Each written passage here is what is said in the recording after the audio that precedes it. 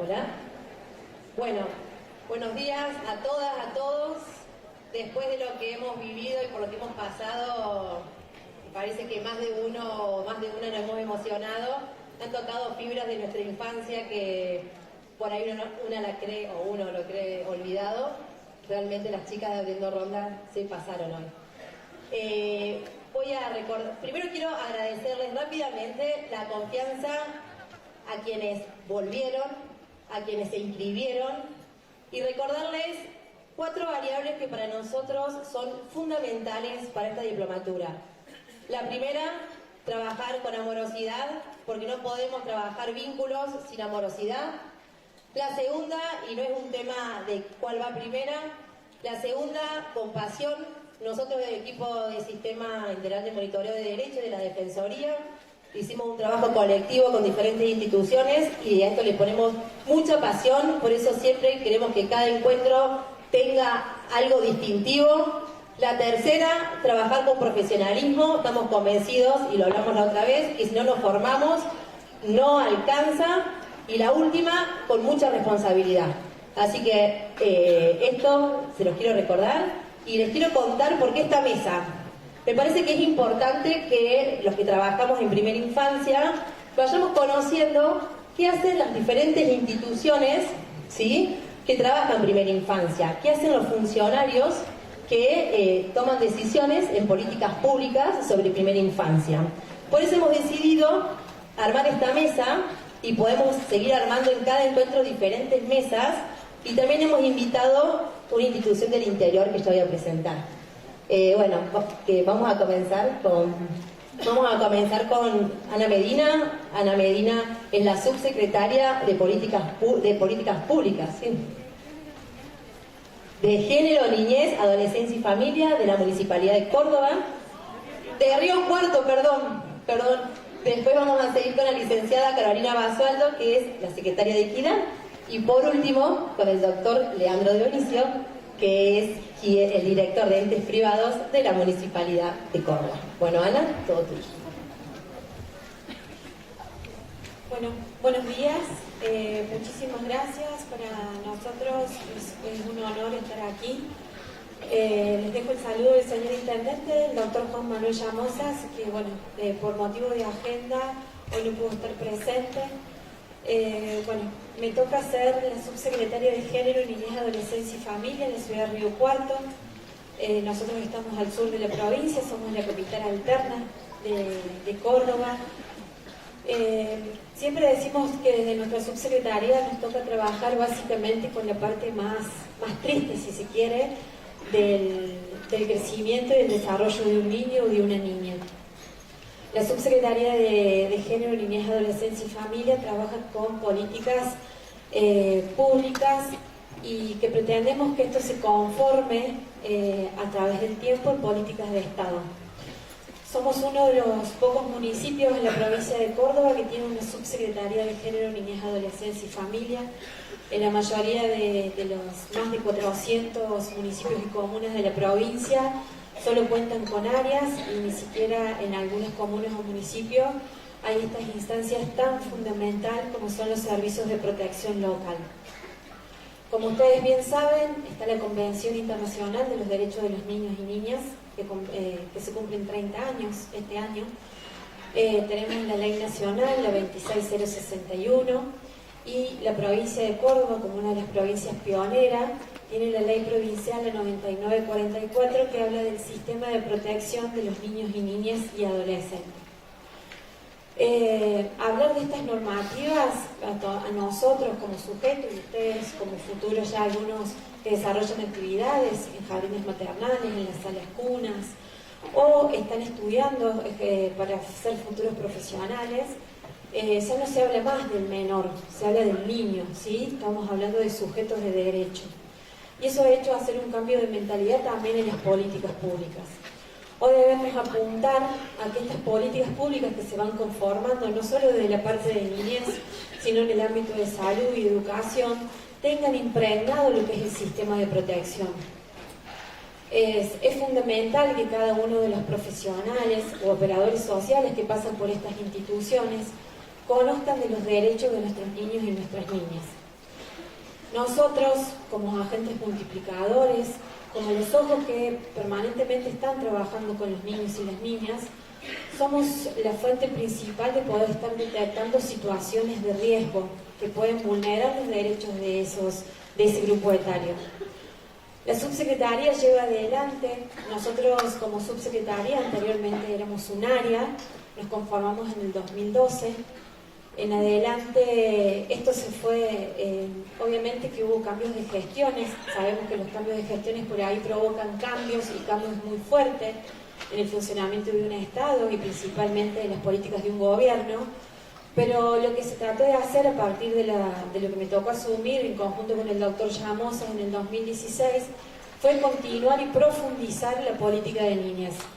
Consideramos que los niños y las niñas no tienen una identificación partidaria y trascienden cualquier bandera ideológica.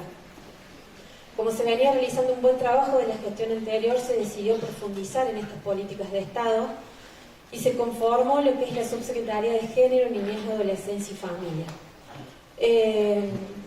Obviamente, en la mayoría, como dijimos recién, no están conformadas estas áreas, pero bueno, es una de las instancias como para promocionar y fomentar en las comunas y municipios que se conformen porque son fundamentales para la prevención y la promoción. Los derechos de los niños, lamentablemente, nosotros tenemos como uno de los derechos más vulnerados, tiene que ver con la integridad, ¿sí? Donde allí se encuentra la cuestión del maltrato y el abuso. Lamentablemente las estadísticas en los últimos años han acrecentado las situaciones de vulneración de derechos de niños y no termina siendo un tema de agenda, y es lo que queremos, los que conformamos y llevamos adelante estas áreas, que se conforme como una agenda y se convierta en una política de Estado. Los datos, lamentablemente, nosotros nos vamos enterando por los medios de comunicación y nos genera ese dolor, esa tristeza en ese momento, pero después es como una situación más. Entonces, como una política fundamental de esta gestión, quisimos posicionar una campaña de maltrato, contra el maltrato y el abuso sexual, no solo que sea un tema que se pueda hablar en los ámbitos donde los profesionales que trabajan con niños, sino que también sea un tema dentro del núcleo familiar, dentro del espacio de la escuela, ¿sí? Ya sea en el ámbito formal o no formal. Nosotros, por ejemplo, en la ciudad de Río Cuarto cuenta con más de 150.000 habitantes. Tuvimos que dividir el territorio por la gran cantidad de vulneración de derechos que teníamos. De vulneración de derecho a la educación, a la salud, en la integridad, en la identidad, que por ahí uno no dimensiona hasta que no lo vive, ¿sí? Ustedes que transitan con espacios de niños, por ahí resulta que un niño no tiene documento hace más de 2 años, que no pasó por los controles de salud, que vive en un contexto de negligencia. Bueno, desde cuando nosotros tomamos conocimiento de esa situación, decidimos intervenir para poder restituir ese derecho. Por lo cual para nosotros es fundamental contar con políticas públicas desde el ámbito del Estado. El Estado local, ¿sí? Como puede ser un municipio o una comuna, es la primera puerta que el ciudadano toca, ¿sí? Y ante esto, nosotros debemos enriquecernos como Estado local desde las políticas provinciales y las políticas nacionales. Cuando nosotros vemos que se fomentan políticas como las salas cuna, en Río Cuarto nosotros tenemos varias de ellas instaladas, es fundamental porque es un espacio de contención. Y en esos espacios se trabaja desde la empatía, ¿sí? Desde el cuidado, y todo lo que significa para ese niño y sobre todo para esa familia, para esa mamá, que haya un espacio de contención. Por eso digo, las políticas de protección no solo deben surgir desde una subsecretaría como de niñez y adolescencia, sino que deben ser transversales a cualquier espacio político. Y esto hablo desde la salud, desde la educación, desde la cultura, desde el deporte. Desde esas políticas nosotros podemos tomar en estas instancias las medidas de protección. La cuestión, por ejemplo, que a nosotros nos llamó mucho la atención, que llegó a profundizar una política que hoy está instaurada bajo ordenanza municipal, fue la cuestión del derecho a la identidad. Por lo cual, el trabajo territorial fue lo que nos permitió a nosotros determinar qué políticas debíamos profundizar o qué políticas debíamos instaurar ante la demanda social. Más de una vez nos pasa a los funcionarios que creemos que esa es la política que va a tener impacto sin conocer lo que realmente pasa en el territorio, por lo cual es fundamental transitar el territorio, caminarlo y escuchar a todos estos agentes sociales, a los equipos técnicos, que son los que cada día están en convivencia y en continuo contacto con esta población. Principalmente escuchar la voz del niño, ¿sí? Más de una vez nos pasa que las políticas las determinamos los adultos sin escuchar la voz de lo que pretende ese niño, ese niño o ese adolescente. Entonces es fundamental incentivar desde la promoción y la participación ciudadana la voz en estos espacios, para saber realmente cuál es el interés y qué es lo que quiere ese grupo etario. El derecho a la identidad nos ha sorprendido. En el caso de la ciudad de Río Cuarto teníamos de 2.000 procesos de documentación que hemos hecho en menos de 7 meses, el 20% eran niños indocumentados. Y digo, ese niño indocumentado pasó por un sistema estatal, ¿sí? Pasó por un sistema público, por un sistema ya sea de salud, de educación. Entonces es fundamental, y a esto hicimos foco nosotros, de la necesidad de que se conozca el sistema de protección para que podamos estar detectando estas vulneraciones a tiempo y no llegar tarde. Por ahí nos pasa como equipo técnico, que me acompaña parte de él, que sentimos que el Estado llega tarde. Entonces, desde las políticas públicas, conformándola, y creo que debe trascender, como dije recién, las cuestiones de gestiones políticas y conformarse en políticas de Estado, hace que nosotros estemos pensando principalmente en la ciudadanía. Entonces, en esto de dar un documento por primera vez a una niña de 9 años, que nos pasó, a una mamá de 23 años que imposibilitaba documentar a su niño, eso por ahí son los grandes logros que uno nota y visualiza y en los que nos sentimos totalmente plenos. El otro derecho que también lamentablemente nosotros tenemos, que hemos decidido fomentar una política desde la prevención, tiene que ver con el maltrato y el abuso, y consideramos que esas problemáticas deben dejar de ser un tema tabú y se deben conformar un tema donde se pueda estar hablando, fomentando talleres desde el cuidado del cuerpo de niños de muy corta edad, ¿sí? En los jardines maternales. Hoy la Municipalidad de Río Cuarto cuenta con más de 30 jardines maternales en la ciudad, sumados a los espacios de la sala cuna. Desde allí vamos fomentando lo que es el cuidado del cuerpo y trabajando todo lo que tiene que ver con los derechos, no solo con los niños, sino también con los adultos. Porque nos pasa por ahí que dentro de los cambios estos de paradigma, el niño se va apropiando mucho más rápido de los nuevos cambios. El tema está por ahí que los adultos no acompañan este proceso de cambio, entonces se tiene que ir haciendo un trabajo paralelo. La cuestión que hemos determinado en relación al maltrato y el abuso, hemos manejado frases que fueron producto de las escuchas que se realizaban dentro de los espacios de la subsecretaría para visualizar lo que significa vulnerar el derecho a la integridad para un niño o una niña.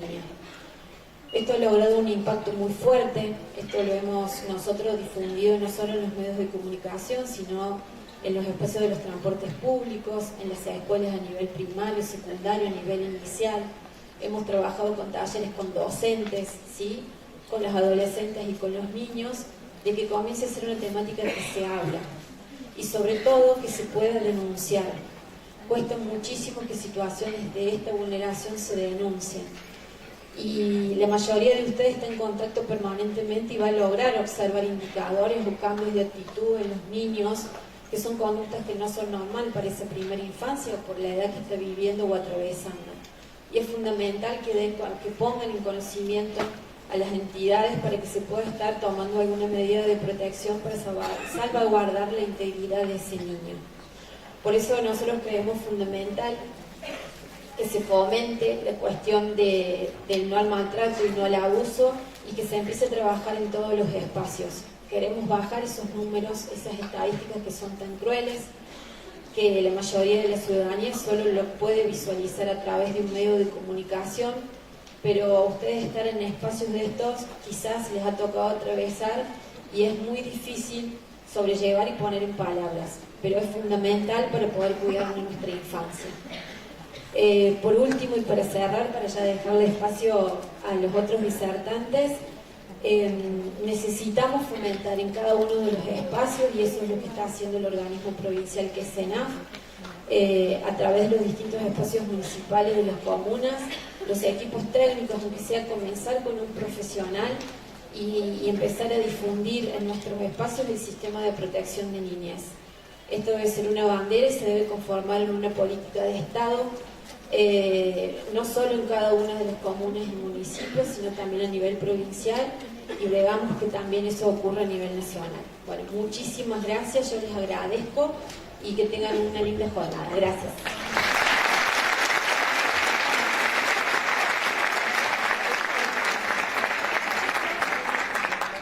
Gracias, Ana. Le vamos a dar la palabra al doctor Dionisio. Bueno, Leandro. Bueno, yo soy, aparte del director de regulación de entes privados en la municipalidad, soy psiquiatra. Y justo me tocó una mesa donde hay 3 mujeres, también una coordina, y la mujer es constructora de lenguaje, el hombre escasamente arma palabras, así que en función de eso lo que voy a decirles va a ser breve. Bueno, a mí me toca estar en un área que es un área controvertida, difícil, compleja, porque tiene que ver con la regulación de las entidades que, digamos, brindan servicios, entidades privadas principalmente, que brindan servicios a niños o a adultos mayores. Esta repartición es algo novedoso, es algo que creamos en el año 2015, no existía antes. Es un organismo que se llama de regulación, precisamente porque lo que intenta, en función de que somos conscientes que el Estado llega de innumerables modos a la problemática de las personas, somos conscientes que el brazo del sector privado, tanto como el sector no gubernamental, es fundamental para alcanzar cualquier tipo de resultado, cualquier tipo de política. Entonces, digo esto porque a veces hay una confusión acerca de lo del Estado, y uno cree que el Estado es solamente el servicio que da el Estado, y no todo lo que regula el Estado de otros servicios, como por ejemplo el sector privado o el sector no gubernamental, que uno naturalmente lo tiene que tener en cuenta, porque es lo que va a ir sucediendo. Fíjense, por ejemplo, en el tema de adultos mayores, prácticamente no tenemos geriátricos públicos, no hay geriátricos del Estado, hay solo geriátricos privados. Entonces, si el Estado no lo regula, no fija pautas, no controla derechos, bueno, eso queda medio como que liberado, y no debe ser así. La función del Estado, vuelvo a decir, es precisamente regular el funcionamiento y equilibrar nuestros intereses en pugna, que en definitiva es el concepto ideal de Estado, ¿no? Y en esto, quizás la Municipalidad de Córdoba tuvo la suerte de darnos la posibilidad de crear este proyecto, que empezó a funcionar a partir del 2015. En ese momento, imagínense que para los municipios, digamos, el reconocimiento de un negocio, entre comillas, da lo mismo que sea una pizzería, un kiosco, una playa de estacionamiento o un jardín maternal. Esto era así, digamos, de alguna manera. Cuando nosotros pudimos hacerle entender al poder político de que era imprescindible diferenciar lo que es la habilitación de un negocio que tiene que ver con un kiosco, con una playa de estacionamiento, con lo que es un negocio, por ejemplo, de un jardín maternal privado o de una institución geriátrica, bueno, cambió un poco la historia. Nos posibilitó crear ordenanzas que se vincularan con esta historia. Modificamos, además, algo que venía con cierta antigüedad, porque venía de la época de los 90. Recuperamos el recurso humano que estaba medio abandonado. Nuestro recurso humano es un recurso humano calificado. Ustedes piensen que los inspectores de estas áreas, en general, son con títulos profesionales, digamos, con alta capacitación, que les posibilita ver más allá de la cuestión de la seguridad de la infraestructura, ¿sí? Y esto, bueno, como les digo, fue un reconocimiento también del recurso humano y generar un organismo de la envergadura que hoy tiene, que funciona en la calle Caseros y La Cañada, Caseros 381, primer piso, que donde cualquier persona que quiere iniciar una institución al estilo jardín maternal se presenta a esta institución y recibe todo el asesoramiento para lograr la habilitación.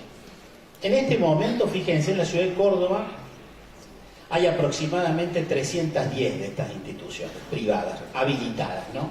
Y el impacto que tiene poblacional es de alrededor de 20.000 niños. O sea, la municipalidad, si solamente evaluara el servicio propio, que es el de jardines maternales, escasamente llega a 400 niños. Nuestra área llega casi a 20.000 niños. Entonces el impacto de la política pública no es lo mismo, indudablemente.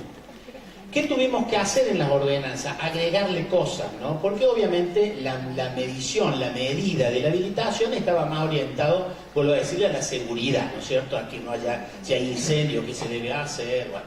Todo esto, obviamente, se reguló, pero se incorporó la necesidad de que las instituciones presenten un reglamento acorde a la Convención de los Derechos de los Niños. Se exigió un plan educativo integral que antes no existía, o sea, tiene que presentarse, además del deseo de tener un jardín maternal, un proyecto educativo. Se definió la regulación de qué tipo de profesionales pueden trabajar dentro de un jardín maternal, que tiene que estar titulado, que tiene que tener una determinada capacitación. Se exige, por ejemplo, capacitación en reanimación cardiopulmonar, en todo lo que es la manufactura y manejo del alimento, porque es todo un tema, digamos. Ustedes saben que estamos con una epidemia importante de síndrome urémico hemolítico, y si nosotros no tenemos capacidad de formar, o por lo menos exigir a estas instituciones que se capaciten, el riesgo aumenta. Se definió diferenciación en cuanto al tema de material didáctico. Bueno, se avanzó bastante en todo esto. Obviamente que faltan cosas. Yo recién me encontré con el doctor Varila, que es un excelente colega que está trabajando con la doctora Puga en el relevamiento de discapacidad. Eso, por ejemplo, son cosas que nos quedan, ¿no? Yo digo, ahora que viene una nueva gestión que uno tiene que apoyar para que verdaderamente se desarrollen estas cosas, estos organismos sobre todo, falta, por ejemplo, asegurar mejor los relevamientos. A veces no sabemos las características de la población, sabemos cuántos años tienen, qué edades, se le exige el certificado del pediatra, los carnets de vacunación, pero no sabemos las características de cada niño, que sería un desafío que se debería hacer, porque vuelvo a decirles, imagínense la magnitud de la población a la que nosotros tenemos acceso de alguna manera. Bueno, esto es un poco lo que tiene que ver con nosotros. Quiero agradecerle particularmente a mi colega Amelia López, que es, además de una gran amiga, es colega en la universidad y que ha generado todos estos espacios de debate, porque no es el primero que voy. Ella tiene espacio de debate en todo el territorio de la provincia. La verdad que la petiza es terrible, un motor que permanentemente genera discusión, y eso me parece que es muy enriquecedor, porque a veces uno no sabe la historia que hay previa, ¿no? Y la historia de Amelia está muy conectada con este compromiso social. Lo mismo que mis colegas acá que me acompañan, Mariana Lancione y Eugenia Negri, que son inspectoras de lujo de la repartición. Y bueno, también hay amigas, ya me las veo. Bueno, muchísimas gracias. Esto es lo que yo tenía para comentarles.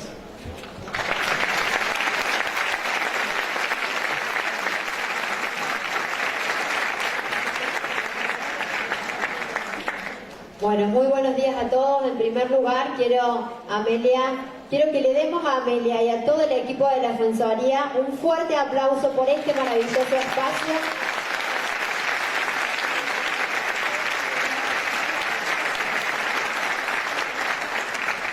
La verdad es que celebramos poder estar acompañando desde la Secretaría de Equidad y Promoción del Empleo esta iniciativa que lleva adelante junto a UNICEF, junto a la Universidad Provincial, a la Universidad Católica, seguramente me olvido de muchos más, así que vamos a pasar ahí. Pero la verdad, agradecerte a Amelia, a Georgina, que son parte de este equipo maravilloso que trabajan día a día por los derechos de los niños. Y bueno, la verdad nos toca a nosotros ahora comenzar a contarles un poquito sobre este programa Salas Cunas y sobre esto que nos hacían pensar las chicas que tenían que ver con primera infancia y políticas de inclusión. Contarles que, bueno, como ustedes ya sabrán, los organismos internacionales, UNESCO, UNICEF, hablan de la importancia de esta primera infancia, de estos niños ya desde el embarazo hasta los 3 años, la importancia que tiene la nutrición, la protección y la estimulación en esta primera infancia, en estos primeros 1000 días, que son esenciales para el crecimiento posterior de los niños. Y en esto, la verdad, debemos decir que nuestro gobernador Juan Schiaretti y Alejandra Vigo tomaron la decisión política de tener una política de Estado que trabaje esta primera infancia y que arrancamos un poquito más allá también desde la Secretaría de Equidad, desde el programa de la protección de la embarazada y su bebé, que acompañamos a esa embarazada con la leche, la medicación, durante todo su embarazo para que lleve en las mejores condiciones al parto, asegurando una buena nutrición para la mamá, pero también para ese niño que está por venir. Y después comenzamos con este segundo eslabón, que es nuestro programa Salas Cunas, esta decisión de tener una política pública destinada a la primera infancia, a nuestros niños de 45 días a 3 años, que tienen en estos espacios distribuidos con un sentido federal, como son todas nuestras políticas públicas en todo el territorio provincial. Y esto, vamos a hacer un avance, si no. Bueno, ahí como bien decíamos, la importancia de lo que señalan los organismos internacionales de por qué debemos trabajar en la primera infancia, pero a su vez tenemos un desafío mayor, y es que Naciones Unidas sumó en sus objetivos del desarrollo un objetivo que tenía que ver que para el 2030 asegurar que todas las niñas y niños tengan acceso a un desarrollo de la primera infancia de calidad. Y creo que eso también nos interpela a todos, a los estados, al Estado Nacional, a las provincias, a querer cumplir con estos objetivos, porque estamos trabajando sobre el futuro de nuestra Córdoba. Y ustedes son los que están día a día trabajando con nuestros niños, son los que están acompañándolos con esa nutrición, con esta estimulación temprana, y son los que le garantizan los derechos. Por eso la verdad es que este espacio creemos que es tan importante, que la magnitud y la diplomatura que han hecho las chicas creo que va a tener un antes y un después, porque es la primera vez que tenemos una diplomatura, al menos en Córdoba, con esta magnitud, con este federalismo ahí de todo el territorio provincial, profesionales de la primera infancia que se están capacitando. Sabemos que es algo nuevo, por decirlo entre comillas, porque si bien se venía haciendo de otra manera, ahora lo estamos haciendo como una política pública, y sabemos la importancia que tiene para cada uno de esos niños el trabajo cotidiano que hacen cada una de ustedes. Por eso es tan importante, chicas, que aprovechen, que se capaciten, y que cualquier espacio de formación es un espacio que les va a permitir a ustedes tener nuevas herramientas, pero que también va a permitir darles más calidad al vínculo que tienen día a día con nuestros niños. Como decía, bueno, el gobierno de la provincia de Córdoba en esta iniciativa tenemos este programa Salas Cunas, que para nosotros es fundamental, pero también es pionero en otro sentido, que no solamente trabajamos la primera infancia, sino que para nosotros tiene una fuerte perspectiva de género, porque el otro pilar fundamental de este programa son las mujeres que sabemos que son las que siempre, por el cuidado de la familia, dejan de trabajar, dejan de estudiar, y son las que siempre están a cargo del cuidado, ¿no? Entonces, este programa le permite igualdad de oportunidades a las mujeres. Por eso siempre nosotras decimos que este programa viene a romper un poco este paradigma de guarderías. Venimos a hablar de estos espacios de primera infancia y venimos a hablar de igualdad de oportunidades para estos niños, pero también para las mujeres que van a tener, a partir de tener sus niños en estos espacios contenidos y cuidados, la posibilidad de volver a estudiar y volver a trabajar. Y en esto que decía él también de ir haciendo camino y construyendo, cuando veíamos con Inés los números del registro de las mamás, y veíamos que muchísimas mujeres no habían terminado el secundario, muchísimas de nuestras mamás de Salas Cunas no habían terminado el secundario, creamos junto a Alejandra Vigo, que todavía estaba en la Secretaría, el programa Aula Mamá, y surgió de este territorio del caminar diariamente, del trabajo de los equipos técnicos, de las trabajadoras sociales, acá veo a Estela también, a Belén, a todo el equipo que camina y que conoce y que escucha en esta actitud que siempre creo que tienen que tener los estados, de escuchar a los vecinos y de escuchar en cada uno de los territorios qué es lo que se necesita. Y así surgió algo que para nosotros es, la verdad, un programa que queremos mucho, que empezamos a transitar hace muy poquito tiempo con el Ministerio de Educación, que es el Aula Mamá. Y tenemos hoy en la capital, en Córdoba capital, 11 espacios de este programa Aula Mamá, que permite que mientras los niños están en la sala cuna, ahí pegadito en un aula al lado o a 2 o 3 cuadras, esas mamás que no terminaron el secundario, junto a coordinadores del Ministerio de Educación, puedan tener la posibilidad de terminar de estudiar, y de poder sentirse realizadas, porque la verdad que una mamá que está educada sabemos que le permite una mejor educación a sus hijos. Y ellas también son de esta manera un ejemplo para esos niños de la importancia que tiene la educación como generadora de oportunidades. Y en el marco de esto de instituir, de como decía en un momento Ana, de los cambios de gobierno, nosotros tenemos la convicción de que este programa Salas Cunas y esta política de primera infancia tiene que ser una política de Estado independientemente de los gobiernos, es que sancionamos una ley en la legislatura provincial que instituye en todo el ámbito de la provincia de Córdoba este programa Salas Cunas para trabajar con nuestra primera infancia y con nuestras mujeres. La verdad que esta es una ley que creemos que nos va a permitir asegurar este derecho al cuidado de la primera infancia. Me pasé todo. Bueno, y en estos objetivos de la ley tienen que ver con lo que decíamos anteriormente, contribuir al desarrollo biopsicosocial de los niños de 45 días a 3 años, y por otro lado esto de trabajar con las mujeres, contribuir a la inserción laboral y educativa de nuestras mujeres y de las familias de Salas Cunas. Tenemos actualmente 412 espacios de Salas Cunas en el territorio provincial. La verdad que nos llena de orgullo porque somos la provincia con mayor extensión de espacios de primera infancia en todo el territorio nacional. ¿Y de qué manera trabajamos? Elegimos articularlo y pensar un poco en las palabras que decían quienes me antecedieron, en este trabajo que hay que hacer de manera conjunta, comunidad, Estado, la familia y el niño, a través del cuidado, la estimulación temprana, fortaleciendo las redes de cada una de las comunidades, y en esta interrelación del Estado, que decían, nosotros tenemos particularmente una unidad ejecutora creada a los fines de que cuando en el territorio nuestros técnicos descubren casos como falta de documentación del DNI, casos de abuso, violencia familiar, automáticamente prendemos como un semáforo y esa unidad ejecutora nos permite articular con todos los organismos del gobierno provincial para dar una respuesta rápida. Tenemos turnos protegidos para los niños. La verdad que hacemos un trabajo articulado porque el Estado es uno y tenemos que dar respuesta en cada uno de los momentos. Tenemos articulación con la Defensoría. Entonces creo que ese trabajo articulado de la unidad ejecutora que realiza la Secretaría, gracias al relevamiento que tenemos en cada uno de los espacios de Salas Cunas y con las técnicas, lo que nos permite también hacer un diferencial de dar respuestas y de acompañar a ese niño y a esa familia.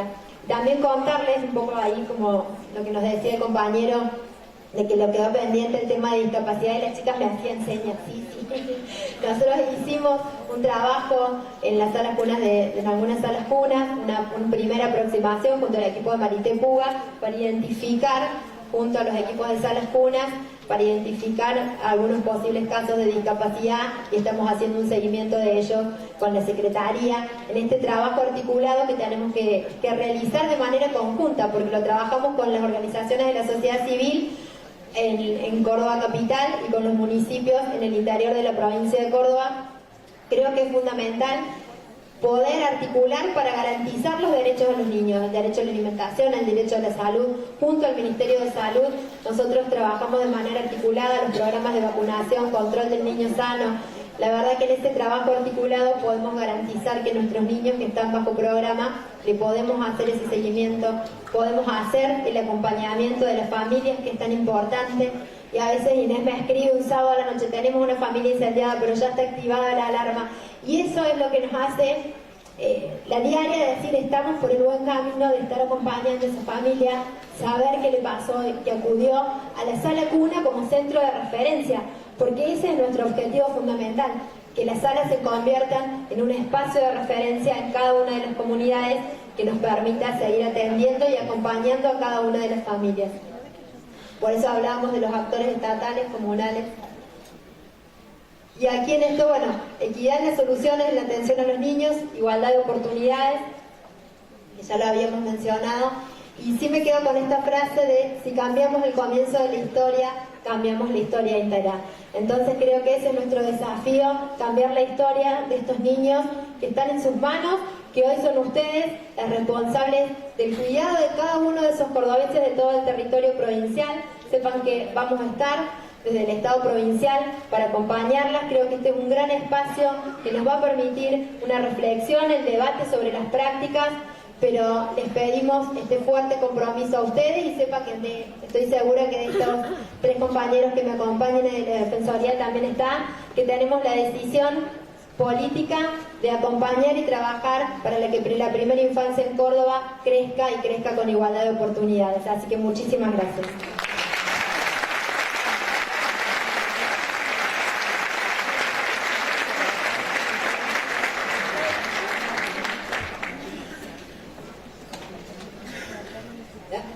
Hola, sí.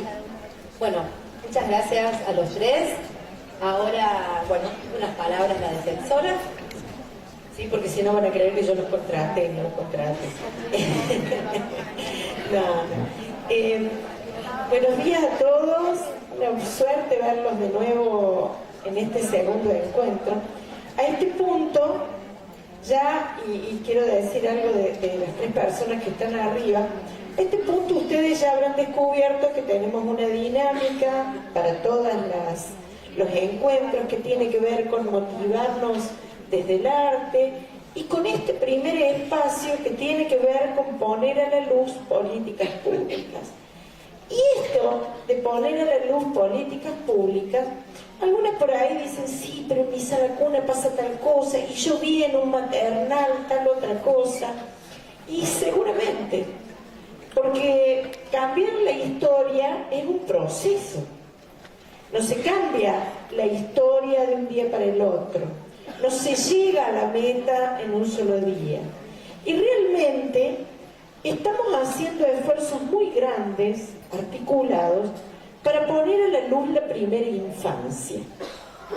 Esta defensoría es un paso, pero es un paso que tuvo otros pasos previos, tuvo un año de trabajo previo, de articular, de ponernos de acuerdo, de pensar qué es lo que había. Y cuando decidimos hacer este primer espacio dedicado a que las personas que ejercen responsabilidad pública pongan su cara y su voz, tiene que ver con precisamente eso, con que podamos establecer un nuevo modo de cogobernanza, ¿no? La cogobernanza implica y supone precisamente esto de poder participar activamente en la construcción de políticas públicas. La primera infancia requiere de un gran esfuerzo. Estaba absolutamente invisible. Estas personas que invitamos han hecho un esfuerzo, y un esfuerzo grande. Cuando decidimos invitar a la Municipalidad de Río Cuarto, es porque realmente quizás a lo mejor parece que no fuera, porque en 15 minutos es muy poquito el tiempo, pero cuando uno va al territorio, ve los esfuerzos que se hacen, y nosotros sabemos que cuando Ana dice y habla del tema del abuso en Río Cuarto, nosotros sabemos de las dimensiones que tiene eso, y del abuso en la primera infancia. Y nosotros hemos seguido casuística, y nos parece muy importante el trabajo que ellos están desarrollando. Entonces queríamos ponerle una cara para que ustedes sepan a quién hay que ir, con quién hay que ir a conversar, a quién hay que sugerirle ideas, a quién hay que contarle de las buenas prácticas que hacemos en el territorio. Igual pasó con Leandro. Es cierto, hace unos años no existía ningún tipo de regulación en los entes privados. Y a nosotros esto nos pareció que era un aporte importante. Porque a veces la gente se queja, me han hecho hacer unos papeles, pero no miramos el interés superior del chico.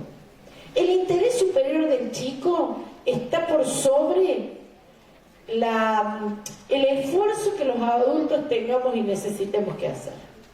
Por lo tanto, es importante que esta protección especial que la Convención ha fijado se haga realidad en estos lugares y en el contacto de estos funcionarios con cada uno de ustedes. Y finalmente, lo de Sala Cuna, que realmente en la provincia ha significado un avance importante, porque uno dice, tenemos 400 salas cunas.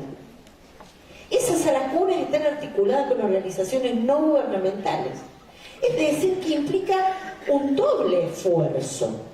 El esfuerzo de las organizaciones no gubernamentales por cambiar la cabeza, por recuperar todas las buenas prácticas que venían haciendo a pulmón, sin el apoyo de nadie, y por parte del Estado, a su vez, poder mirar lo que la sociedad hacía, tratar de mejorarlo y dar garantías de que se haga bien y darle herramientas concretas para que los chicos tengan este soporte que necesitan para poder crecer en salud.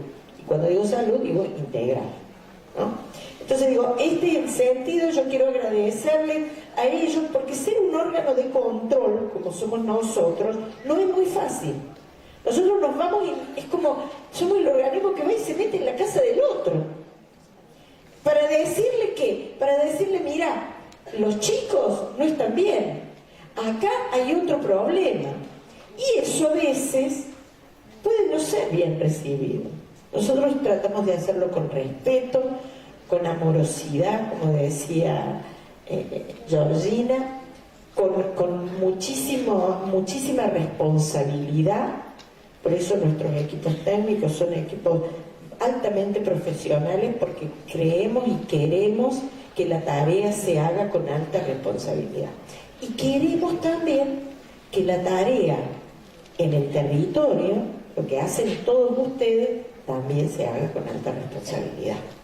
Que también ustedes repliquen estos modelos de trabajo articulado, de trabajo en conjunto, de crítica siempre constructiva, de aprender a dialogar con el que me tiene que financiar o el que me coordina una política, para hacerle llegar del mejor modo y del modo más respetuoso la dificultad, el problema o la buena práctica que estamos desarrollando. Porque si no, la historia no se cambia y seguimos reproduciendo historias de asimetría, historias de irresponsabilidad, historias en donde no nos ocupamos los unos de los otros, y lo que después la gente ve y los que después sufren las consecuencias son todos los ciudadanos, y sobre todo nuestros pequeños ciudadanos de la primera infancia, porque ellos también son ciudadanos y son ciudadanos con derecho a la palabra. Así que quiero agradecerles a ellos esta instancia. Quiero darles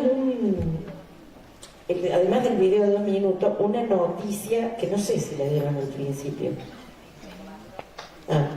Que en esto de que cuando a uno le traen una sugerencia uno tiene que actuar en consecuencia. Bueno, nos trajeron la sugerencia de que no tenían cambio de actividad. Trabajamos con el Ministerio de Educación. Queremos decirles que todos los que vienen tienen cambio de actividad, que tienen que cumplimentar la presencia. Nosotros les damos los listados al Ministerio. Por eso es que el control de la presencia para nosotros es tan importante, y después les comentaremos hacia el final, para aquellos que hacen todo el proceso, los procesos de evaluación de la diplomatura, de modo tal que aquellos que tienen, y lo voy a repetir de nuevo porque a mí me parece que no quedó tan claro, yo estoy como las viejas que son así machacosas. Aquellos que tienen una titulación universitaria pueda tener el carácter de posgrado, y aquellos que tienen una titulación secundaria o trabajan como operadores tengan la titulación correspondiente que nos brindan tanto la Universidad Católica como la Universidad Provincial. Así que quería decirles eso, porque eso en realidad surgió de que 2 chicas vinieron y me dijeron, ¿por qué no nos dan el cambio de actividad? Entonces, inmediatamente queremos decirles que con las listas del anterior también les va a ser otorgado el cambio de actividad a las que vinieron en el primer módulo. Esto es para que ustedes estén tranquilas, confiadas, lean, busquen el material, estén acá relajadas, disfruten del día y puedan tener una mejor formación. El videíto y te dejo. Perdón.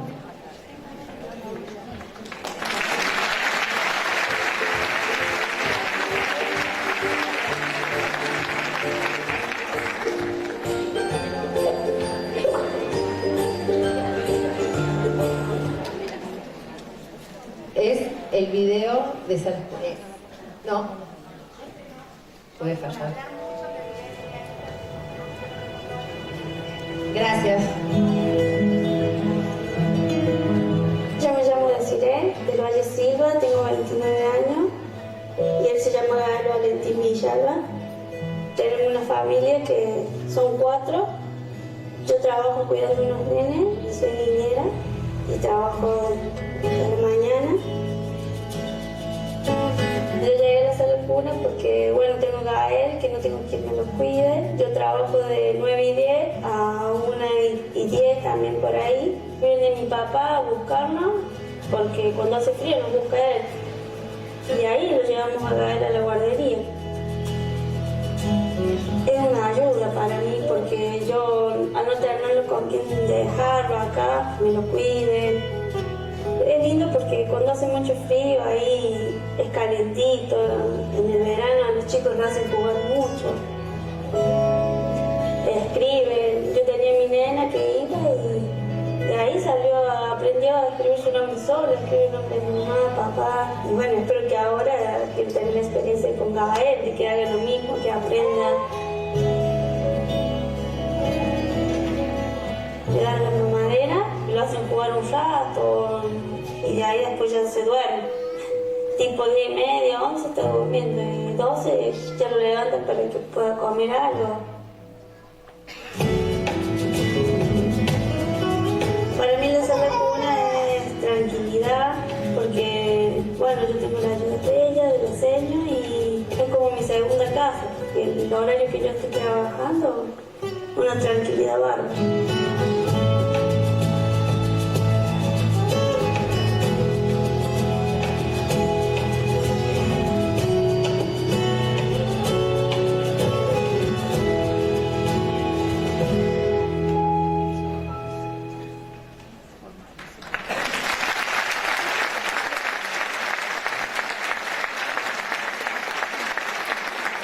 Bueno, muchas gracias por el video, gracias por su participación y los dejo con Belén. Bueno, muchas gracias por esta mesa a Carolina Basualdo, Leandro Dionisio y Ana Medina. A continuación tendremos una conferencia a cargo de la magister Lilia Nakayama, profesora y licenciada en Educación Física, Técnica y Recreación, especialista en políticas socioeducativas y magíster en Educación Corporal, con su conferencia Derecho al Juego. Le invitamos a subir al escenario y la recibimos con un aplauso.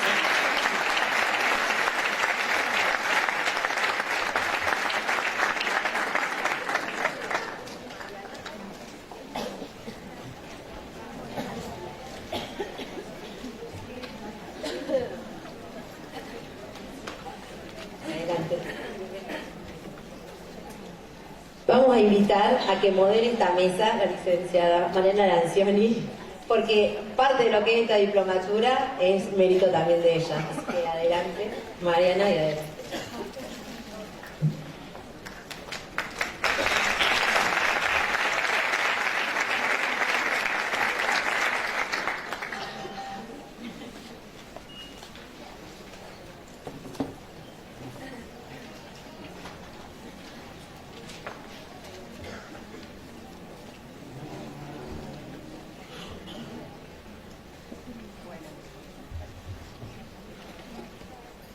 Hola a todas, aquí estamos con Lilia, bienvenidas, gracias.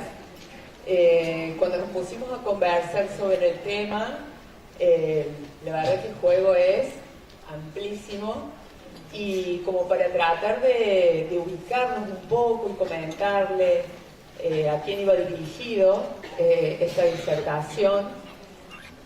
Puntualmente pensamos en el tema de las instituciones donde diario desarrollamos las diferentes actividades Y bueno, esta es la idea de pensar las instituciones, por supuesto con todo lo que implica la cuestión legal, de las normas que los rigen, de las ordenanzas, de las leyes que son nuestro marco teórico, pero la idea fundamental fue pensar las instituciones en las cuales estamos desarrollando las actividades puntualmente desde el lugar de la contención y el sostén para lo que implica el trabajo hoy en la primera infancia.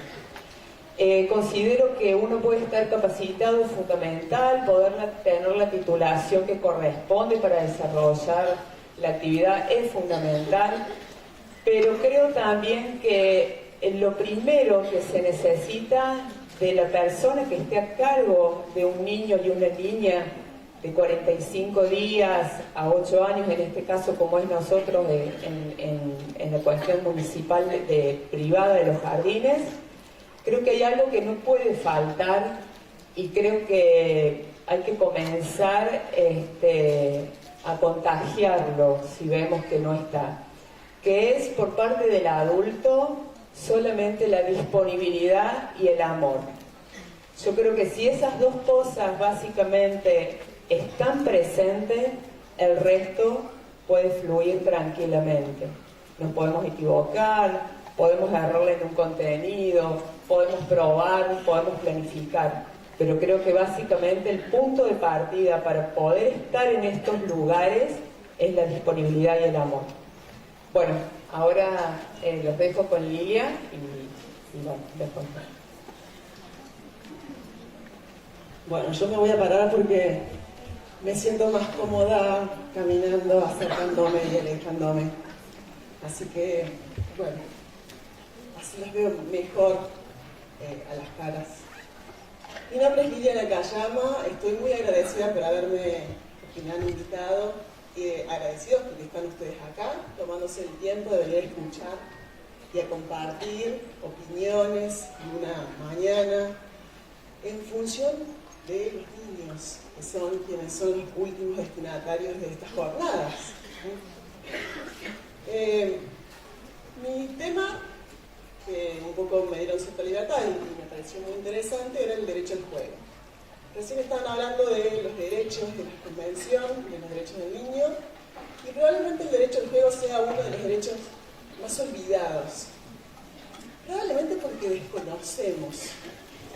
Entonces por ahí esta charla viene a recordar, a dialogar, a discutir, a proponer, a invitar. ¿Dónde tengo? Esta es la tecnología.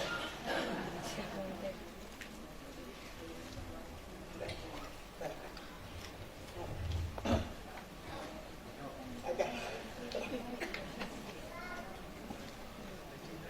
Sí.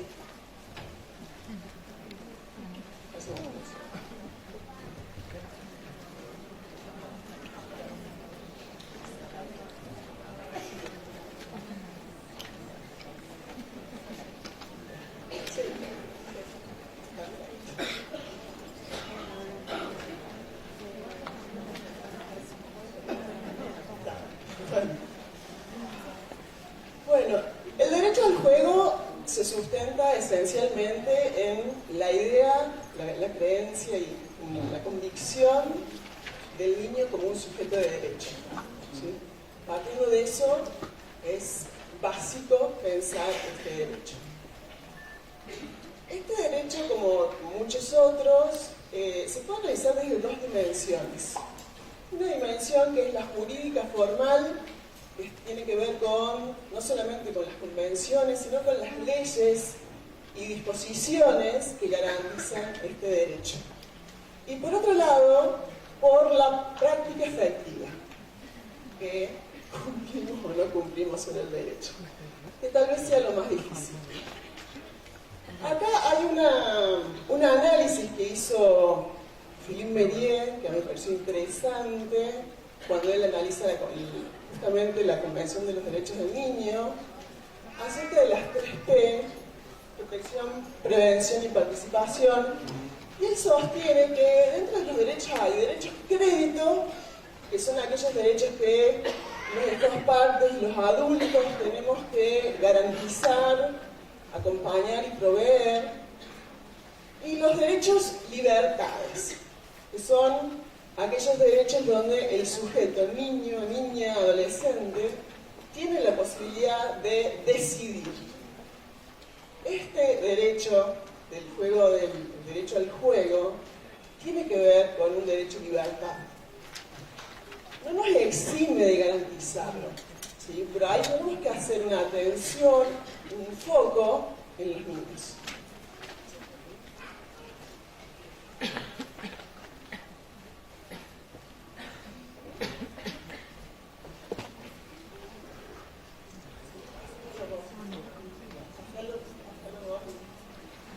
En la dimensión jurídica formal, lo que genera la base de este derecho es la Convención de los Derechos del Niño, que ya creo que todos la conocen, la pueden acceder fácilmente en internet. Y ahí en el artículo 31 no solamente se reconoce el derecho al descanso, al esparcimiento, al juego, sino además reconoce que es necesario respetar, promover, generar acciones que permitan el acceso a este derecho. Argentina adhiere y en 1990 genera una ley a partir de esta convención. En el 2013, a partir de la detección de algunas dificultades para interpretar lo que significa el derecho al juego, un grupo, un comité, genera una serie de observaciones, algunos de los puntos primeros o de algunos de los puntos de la convención que aclaran. En este caso, la observación 17, que es interesante, ustedes también pueden acceder en internet, está aclarando algunos puntos, algunas ideas sobre lo que se refiere al derecho al juego.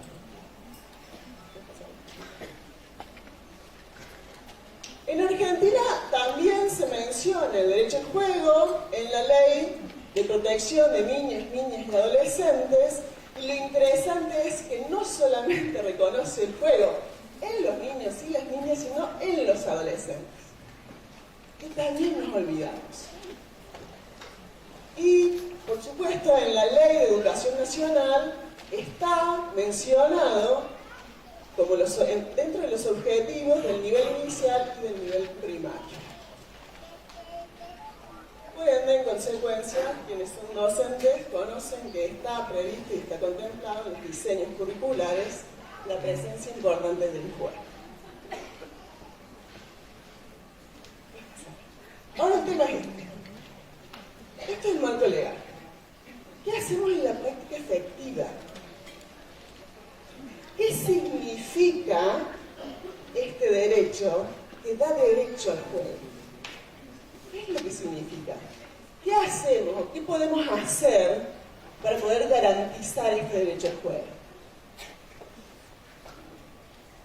Para esto les voy a hacer unas preguntas.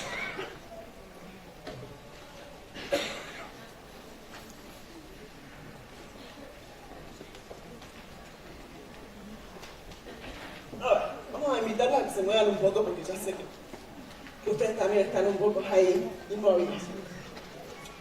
Bueno, a ver. ¿Saben jugar al Simón Dice? ¿Saben jugar al Simón Dice? Bueno, vamos a hacer un breve, así como para movernos un poco, al Simón Dice. Recuerden que si Simón dice, ustedes tienen que hacer las acciones que Simón dice, ¿sí? Si Simón no dice, no tienen que hacer nada. Bueno, Simón dice que se pongan de pie.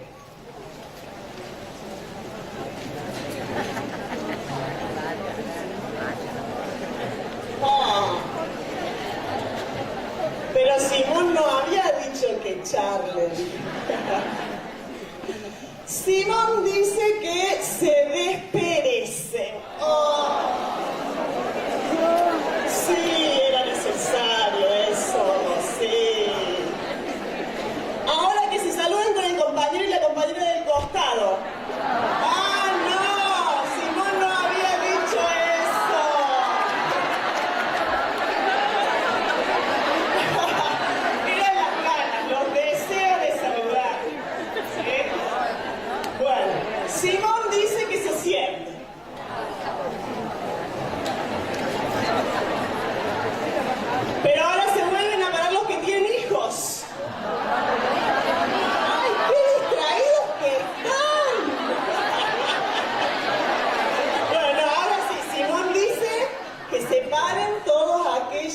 personas que tienen hijos o hijas? A ver, Simón ahora sí lo dice. Oh, muy bien. Bueno, Simón dice que levanten la mano quienes han jugado ayer o antes de ayer con sus hijos. ¡Ay, son unos privilegiados! Y sus hijos son unos privilegiados. Sí, bravo. Bueno, se pueden sentar. No, había dicho Simón. Bueno, sí, ahora Simón dice que se pueden sentar. Simón dice que se pongan de pie quienes trabajan en contacto con niños y niñas. ¿Verdad?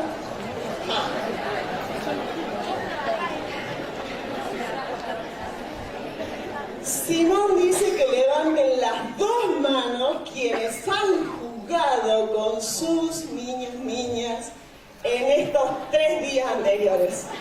¡Oh! Voy aquí los relatos de alguien. Muy bien, muy bien, muy bien. Bueno, entonces nos podemos quedar tranquilos que podemos ser garantes de este derecho. Bueno, Simón dice ahora sí que se sienta.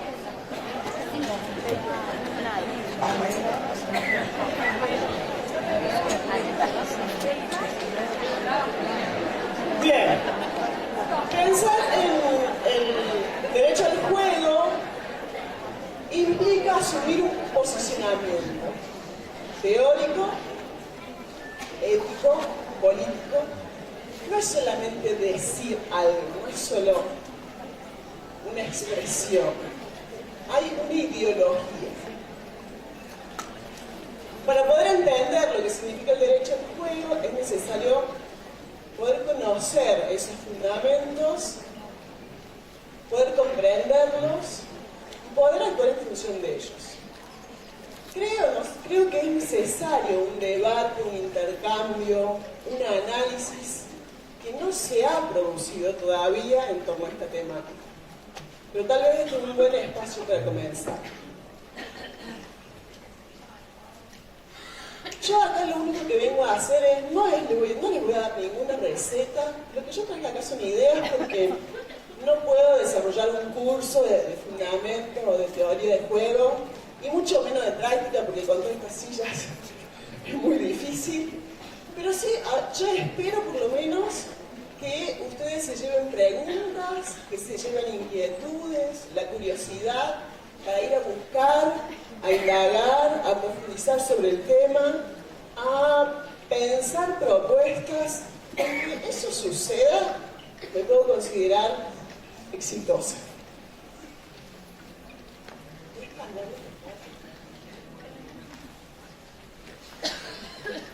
Yo acá voy a tirar ideas que invitan a discutir, a pensar, y siempre digo las ideas, siempre piensen en la cara y en la contracara. Un lado y siempre en el otro lado, y es necesario poder pensar desde ambos. El juego es un fenómeno complejo que ha sido en algunos casos idealizado.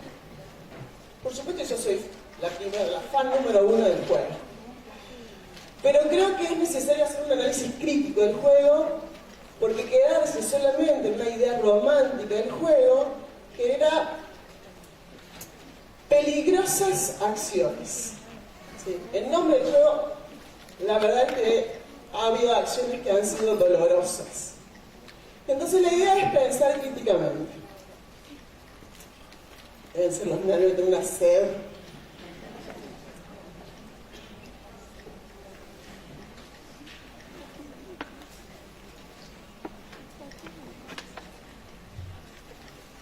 Bueno,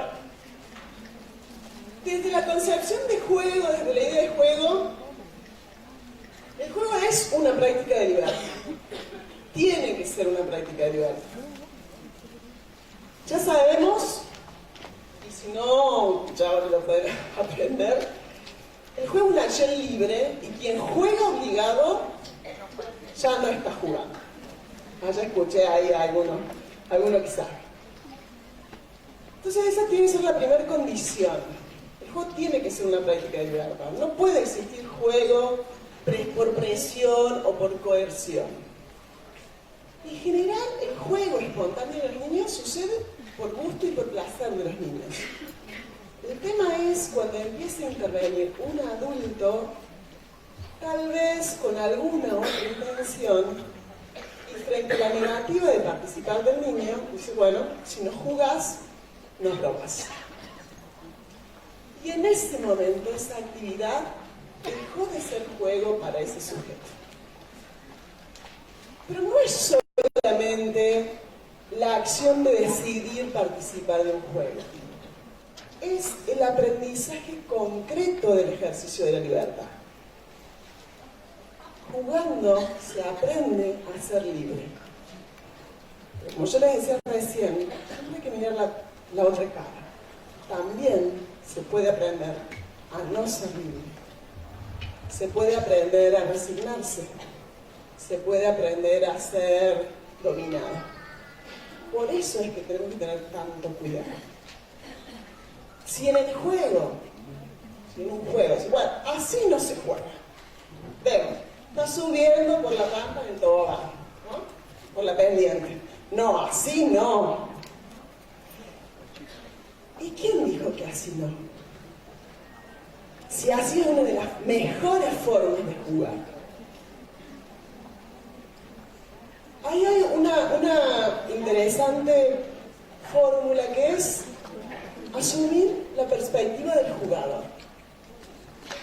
Salirnos desde nuestra posición de adulto, muchas veces de jugador adulto, y posicionarnos en la perspectiva del jugador o la jugadora que está jugando. ¿Qué significa el juego para ese sujeto? ¿Cómo lo concibe? ¿Cómo lo vive? ¿Cómo lo siente? ¿Cómo lo crea? ¿Cómo lo recrea y cómo lo transforma? Ese es un indicio de libertad.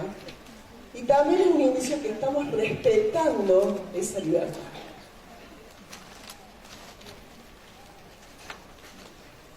En ese sentido y con esa intención, los juegos, los espacios de juego, los tiempos de juego, las condiciones que podamos generar para promover el juego, tienen que promover una participación protagónica. El niño y la niña tiene que ser quien construye el juego. No puede ser un mero ejecutor de las indicaciones del adulto, sea el docente, sea el entrenador, sea el monitor. Muchas veces cuando proponemos jugar, lo digo porque soy profe de educación física, no, bueno, vamos a jugar a la escondida. Fulanito va a contar, el resto se va a esconder, los límites son estos, no se puede hacer esto, se puede hacer aquello, ¿vale? ¿No? ¿Listo? Cuentan hasta tanto, ya. ¿Dónde estuvo la decisión del niño o de la niña? ¿Dónde estuvo el acuerdo y la negociación? ¿Dónde estuvo la posible modificación? ¿Dónde quedó todo el poder? En nosotros. Entonces, cambiar de perspectiva es una buena instancia para poder garantizar este derecho a jugar. Reglas, espacios, tiempos, modos, tenemos que generarlos. ¿Es suficiente generar un tiempo solo, un espacio solo? No. ¿Es suficiente generar plazas para que los niños vayan a jugar? No. Por un montón de razones. Porque no hay tiempo para que vayan a jugar, porque es insegura, porque digamos, el tránsito impide que puedan acceder de manera fácil y segura a ese lugar. Digamos, no es solamente generar el espacio del tiempo, sino todas las condiciones para que eso se produzca.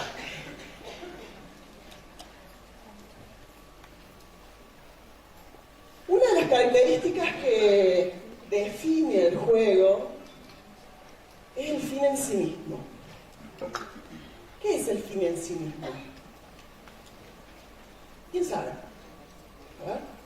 ¿Quién se anima a decirme qué es el fin en sí mismo? Jugar por jugar. Tal cual. No es necesaria ninguna otra razón para jugar que el solo disfrute y el placer de jugar. Y es genial. Porque los adultos necesitamos otras razones para jugar. Y para desestresarnos, y para descansar, para mejorar la condición física. Bueno, el niño, gracias a Dios, juega por el solo placer de jugar. Esa característica tiene que ser respetada. Sí, discúlpame, yo soy maestra jardinera y desde el Ministerio de Educación.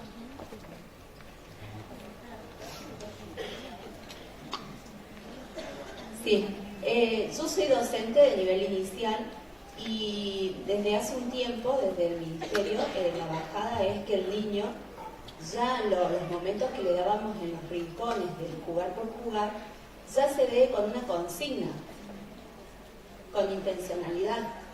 Entonces, ¿qué hacemos con esto que vos nos estás diciendo? Esta es una de las discusiones más álgidas que todavía existen en el campo del juego. Y eso es muy interesante. Sí, gracias por plantearlo. Porque, bueno, justo me da pie, parece que lo hubiéramos arreglado. Justo me da pie para hablar sobre eso. ¿Sí? Esta característica del fin en sí mismo genera una tensión y una gran discusión que todavía existe en los ámbitos académicos acerca de qué sucede cuando el juego entra en los ámbitos educativos y donde nosotros generamos propuestas lúdicas con otras intencionalidades. ¿Sí? Porque si no, si fuera así de esa perspectiva, como hay algunos autores que todavía están discutiendo, todo lo que nosotros proponemos en la educación ya no sería juego. Eso genera una tensión, ¿sí? Una gran discusión. Patricia Sarle, que es una gran investigadora sobre el juego en el nivel inicial, que pueden leerla porque tiene muchísimas publicaciones y algunas están digitalizadas, ella resalta esta tensión entre el jugar por jugar y el jugar para. Aquellos que abogan por el jugar por jugar sin otra intención y dejar absoluta libertad al niño para que pueda hacer lo que quiera y desestima toda otra acción, y aquellos que buscan el jugar para, el jugar como un medio de aprendizaje de otros contenidos, ¿sí? A lo cual se le critica, ¿sí? En este caso, a uno y a otro se le critican cosas diferentes, porque se pierde el sentido del fin en sí mismo. ¿Qué sucede? No creo que sean dos posiciones antagónicas. Me parece que es importante como recordatorio, como punto de análisis, de discusión, de problematización. Muchas veces los docentes, con la intención de poder generar aprendizajes, perdemos de vista que la intención del niño al jugar debe ser el placer. Que nuestra intención sea otra, bueno, en general los niños ni se enteran, por lo menos los más pequeños. El problema se suscita cuando la intención del docente, cuando el objetivo predomina sobre la intención del niño, sobre el placer y el disfrute, donde es más importante aprender que disfrutar del juego o jugar, donde yo priorizo el resultado del aprendizaje más que el proceso del juego. Ahí uno pierde en ese camino las características del juego, por lo cual pierde el poder y potencial que podía generar como promotor de aprendizajes. ¿Sí? Entonces, ahí hay una autocrítica, una revisión que tenemos que hacer los docentes cuando planteamos juegos y nos olvidamos que quien está jugando y quien tiene que estar disfrutando es el niño, la niña. Pensar en jugar por jugar también como espacio de libertad es muy interesante. Ahora, también dejarlo que juegue solo todo el tiempo puede generar también otros riesgos si no intervenimos. Eso también tenemos que analizar.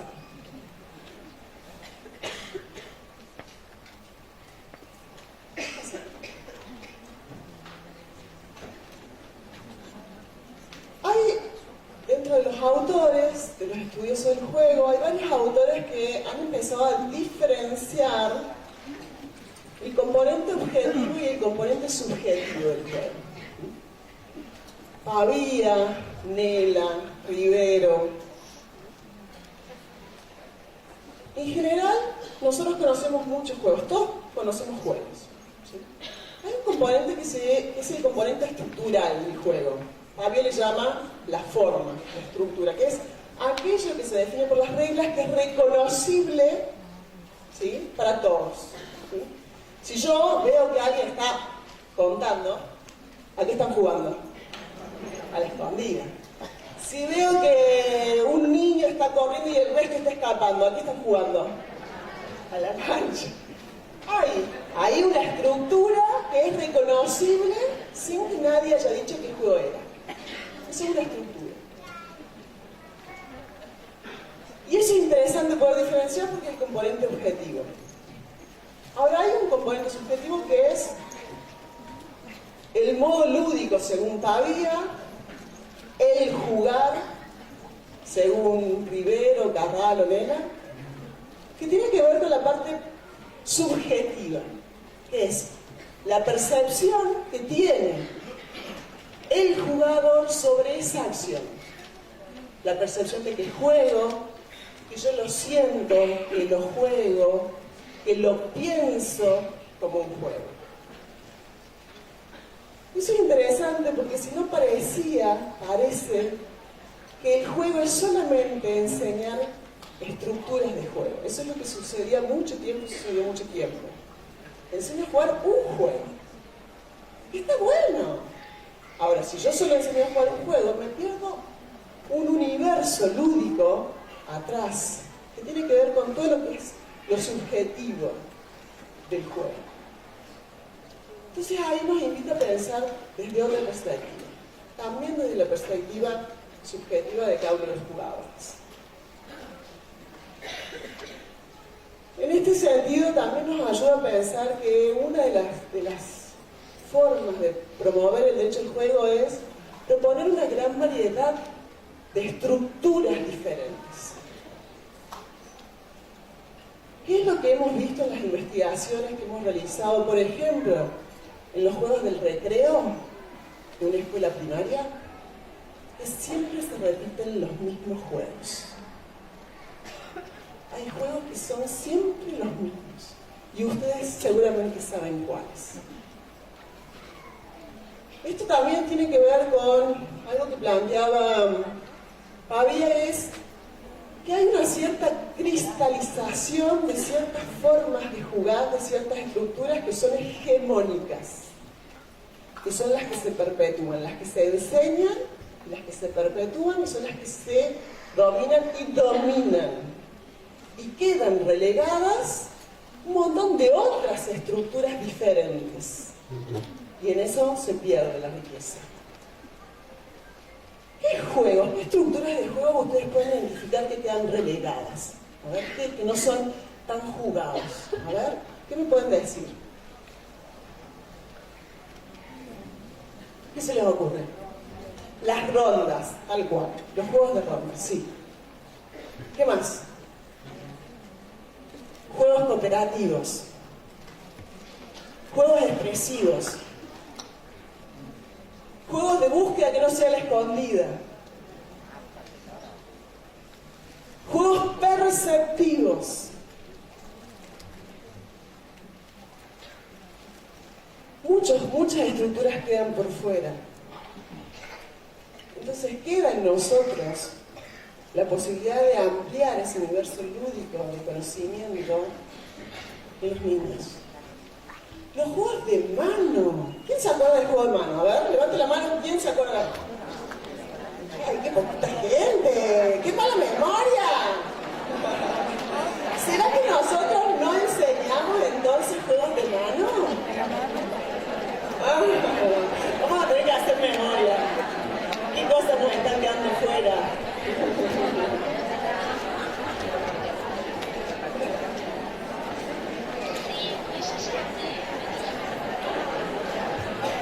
Otra cosa,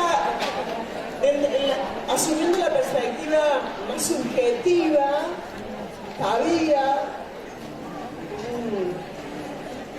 un investigador que se ha dedicado al tema del juego, dice que para que el juego cumpla el derecho al juego, tiene que jugarse de un modo lúdico. ¿Qué significa de un modo lúdico? Que quien está jugando lo percibe que eso es juego. Lo siente, lo piensa y lo hace percibiendo que es juego. Y para que eso suceda, es necesario generar un permiso, ¿sí? Especialmente en los ámbitos educativos del software. El permiso de que se puede jugar, que no siempre existe. Cuando yo les decía que hicimos una investigación en los juegos del recreo, no saben la cantidad de no corras, así no se juega, camina, con la pelota no. ¿Saben la cantidad de veces y de restricciones del juego del recreo? Que es uno de los pocos momentos de juego que tiene el niño en la escuela. Entonces es necesario ese permiso. Digo, las instituciones en las que estamos trabajando, ¿en qué medida habilitan el juego? Permiten el juego, promueven el juego. No es solamente dejar jugar, es promoverlo.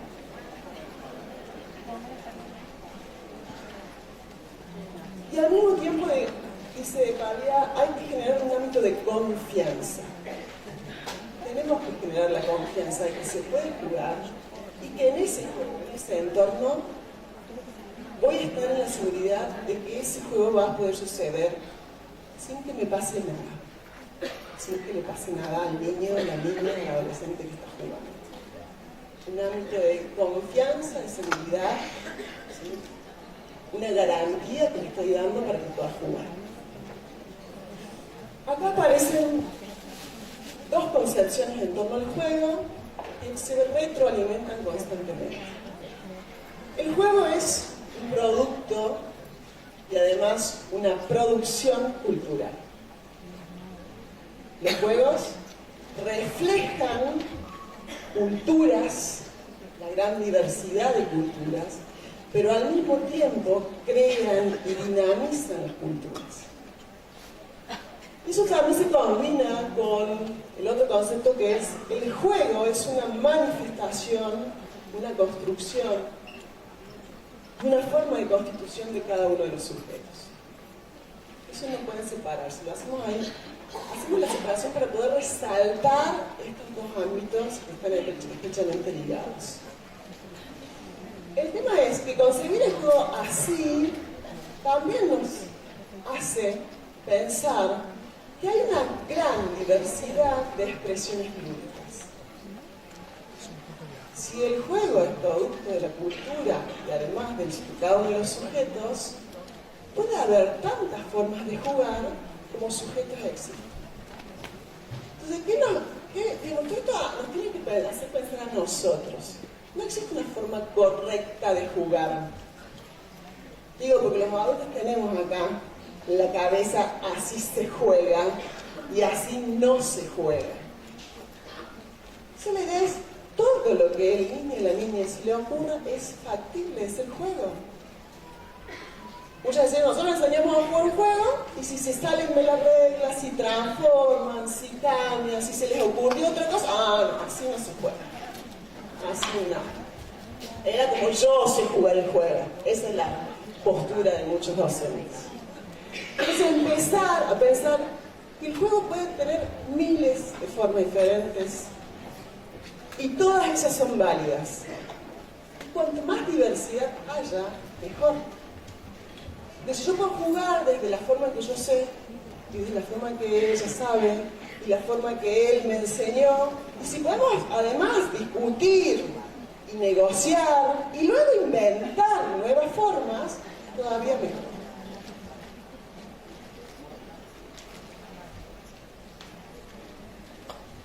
También la contracara de que el juego es una producción cultural, la contracara es que los juegos también se reflejan aspectos de la sociedad y de la cultura que tal vez no sean tan deseables.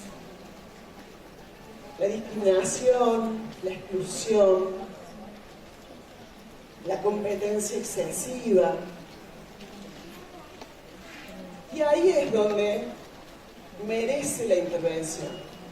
Digo, yo adhiero a que los niños jueguen con libertad. Es necesario proponer espacios donde jueguen solos, donde se autogestionen. Pero también es necesario que en algunos casos, en algunos temas, uno pueda problematizar. Cuando en los juegos surge esto, no, vos no podés ser la mamá porque sos nene. No, vos no podés jugar a eso porque sos nena. En algunos grupos está más marcado, en otros menos marcado. Vos no podés jugar, o si perdés salís porque perdiste. Esos mensajes que vienen implícitos en los juegos también se aprenden aún a pesar que la intención del docente no lo sea. Entonces es ahí donde el docente debe intervenir. No digo yo diciendo, no, así no, eso no va, no. Preguntando, problematizando, aprovechemos esas instancias para deconstruir. Pero es necesario que seamos perceptivos sobre eso, para poder intervenir. El tema es, ¿cómo intervenimos para seguir respetando ese derecho? ¿Cómo hacemos? Nela dice, hay que intervenir como un jugador experto. Es el profe, la profe, la seño, el monitor, el encargado, el cuidador, como un jugador experto, un jugador que sabe jugar. Yo no sé si lo haría así. Yo me parece que podríamos intervenir desde un jugador curioso, un jugador que pregunta. Porque el jugador experto sabe y te dice cómo jugar. Pero el jugador curioso te pregunta, a ver, ¿qué pensás? ¿Por qué no puedo jugar yo esto? ¿Podemos jugar de otra forma? ¿Quién dice, qué pasa si yo juego esto? ¿Y si jugamos de aquella forma? También puede ser como un jugador creativo que proponga. También puede ser un jugador que genere conflicto.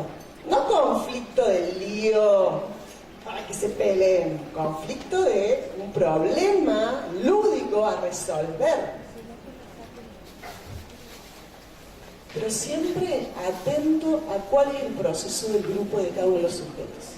Y cuando es necesario, no vuelvo a correr, a seguir jugando sin más que jugar.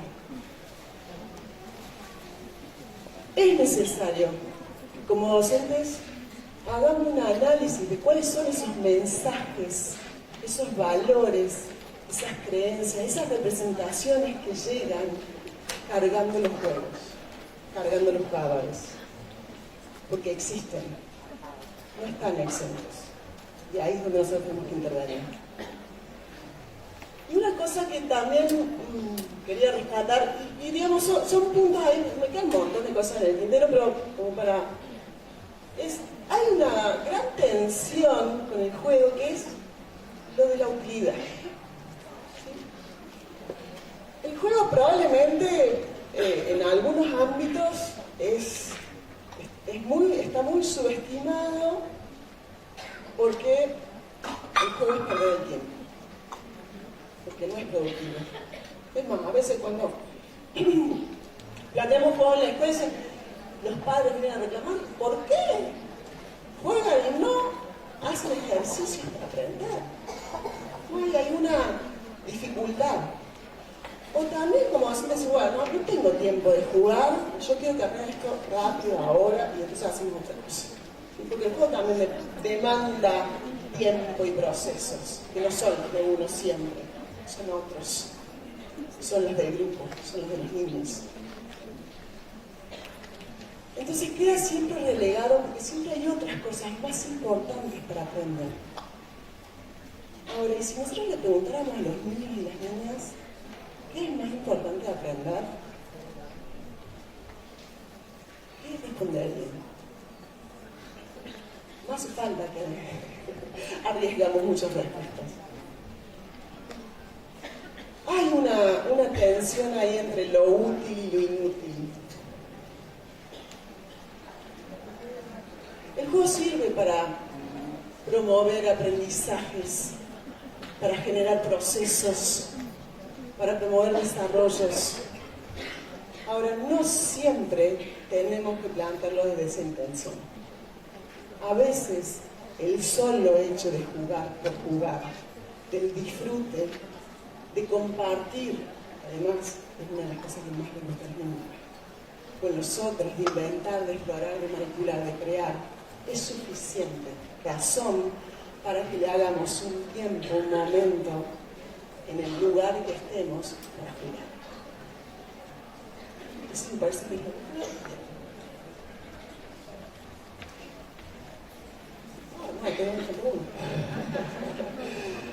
Acá quería rescatar alguna... A pesar de que hay muchas investigaciones acerca de la importancia del juego, lamentablemente se ha visto disminuido la posibilidad de jugar en los últimos tiempos. Eso analizado no solamente en Argentina, sino en muchos otros países, lo cual es una paradoja. Hay ciertas dificultades y obstáculos que están apareciendo y que son aquellos con los cuales nosotros nos vamos a enfrentar también para poder proponer juegos o poder abordar este derecho. Uno es el trabajo infantil. Uno de los argumentos que más apareció en las investigaciones, ya digamos, no hace falta que yo explique mucho, el niño que tiene que trabajar evidentemente le quita ese tiempo al juego, pero no solamente el niño que tiene que trabajar cargando las bolsas de hierba o lo que sea, sino el niño que también tiene que cuidar a los hermanitos, que tiene que hacer las tareas de la casa, ¿sí? Todo ese tiempo se le está restando al niño de sus juegos.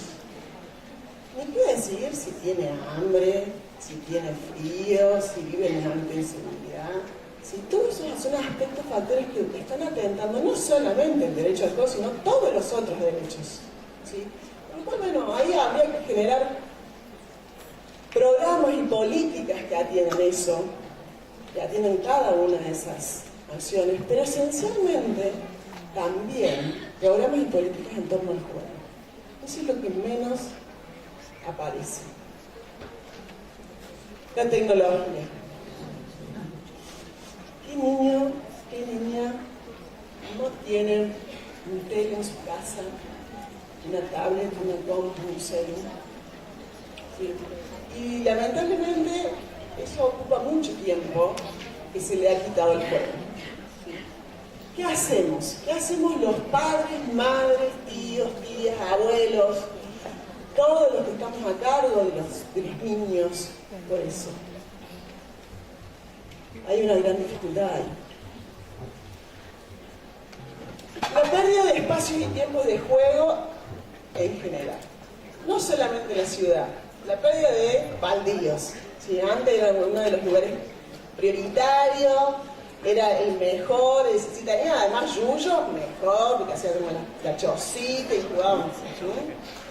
La calle muchas veces fue espacio de juego, hoy ya casi es como impensable, no solamente por el tráfico, sino por la inseguridad, ¿no? La escuela, yo recién les decía, la escuela no solamente ha perdido el espacio de juego en el recreo, sino también en las horas de clase. ¿Sí? Evidentemente probablemente esto radica en una falta de conocimiento y de formación, no solamente de quienes trabajamos con niños y niñas, sino quienes planifican la ciudad, quienes planifican las instituciones escolares, las instituciones deportivas, que además nos hacen unos patiecitos re chiquititos así, con el mástil en el medio que ya obstaculiza el juego. Entonces ahí es necesaria la capacitación. Yo hoy les traje ideas, pero no sirve con esto solo. Es necesario que empiecen a profundizar los fundamentos teóricos y además prácticos, cómo eso influye concibe, genera una práctica para que nosotros podamos intervenir. No es cuestión de hacer juegos, porque sí, sin razón. Es necesario que nos formemos y nos capacitemos y gracias a este tipo de instituciones y ojalá que se continúen dando formaciones de capacitación que profundicen este tema para que seamos capaces de generar proyectos, programas, instancias de juego con sustento, con continuidad, con coherencia. No puedo salir pensando que porque yo jugué sé mucho de juego. Sí, sé de juego. Falta otra parte de la formación. La industria del juguete, ahí hay otro tema. Antes, cuando yo era chica, tener una muñeca nueva era cosa de los que tenían plata y la cuidábamos por toda la infancia. Ahora es muy fácil acceder a los juguetes. La industria del juguete ha generado una accesibilidad que todo el mundo puede tener juguetes y cambiarlos a la Navidad o al cumpleaños siguiente.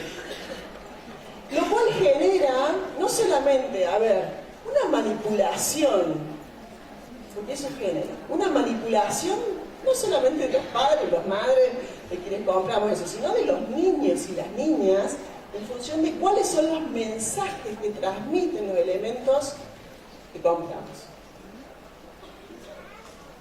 Ahí también tenemos que intervenir. No solamente como padres y madres, sino para poder generar un sentido crítico en los niños y las niñas y los adolescentes. Muchos de los juguetes de ahora juegan solos, decía Tonucci. No hace falta que esté el jugador. Total, la muñeca llora y se hace pis, todo sola. El autito anda solo porque tiene pilas. ¿Qué es lo que tenemos que hacer? Es promover el protagonismo. Si en realidad el juguete es un accesorio, el juguete va a cobrar vida cuando el niño y la niña le asigne vida, genere la historia, lo transforme en otra cosa que no era eso. Tenemos niños consumistas que solo quieren ese juguete porque es el último que salió, porque es el que está de moda, porque el otro ya está viejo. Hemos perdido el contacto con la construcción de nuestros propios materiales de juego. Estar horas haciendo el barrilete y que después no huele, por lo cual tengo que volver a retocarle la cola o los tirantes, ¿sí? Horas haciéndole la ropa a la muñeca porque tiene frío. Horas haciendo la pista para los autitos con los túneles y las zonas de estacionamiento. Eso. Promover esos espacios. Y hay un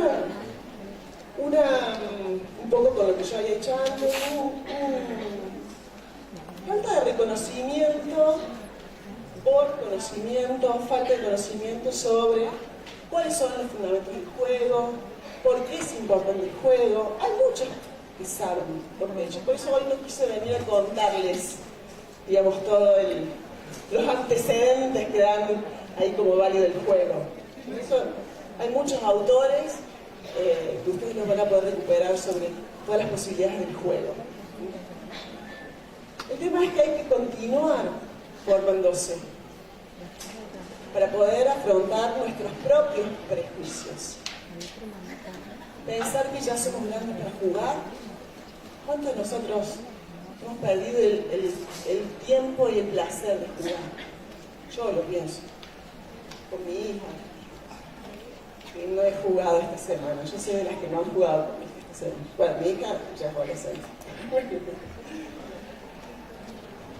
Pero además para poder afrontar los prejuicios de los otros, de aquellos que nos van a decir, no, está perdiendo el tiempo, ¿qué está haciendo? No está enseñando. Esta clase es un desorden. Ella es muy conocida, yo la he escuchado en mi clase. Están todos gritando y corriendo, y eso es un desorden. Bueno, así es el juego. Así es el juego. Y el juego fue algo diferente de lo que pensaba, porque así es el juego. La capacidad del docente tiene que acomodarse a esa incertidumbre y a esa transformación que sucede que no me esperaba. Pero para poder hacerlo, tengo que saber que el juego es eso. Es necesario que continúen, y yo los invito porque es apasionante, que continúen formándose, que inviten a los colegas, a las colegas y que además sean fuente de difusión sobre lo que significa el juego, lo que es el juego para los padres, las madres, todos aquellos que están en contacto con los chicos. Ojalá que esta semilla prenda en algunos y les invite no solamente a formarse, sino también a jugar. Y gracias a Dios, que por lo que vi recién con las manos, están en forma. ¿Alguien tiene alguna pregunta? ¿Quiere compartirnos alguna experiencia? Díganme, les acerco el... ¿No? Bueno, muchas gracias. Muy agradecida a todos por la atención.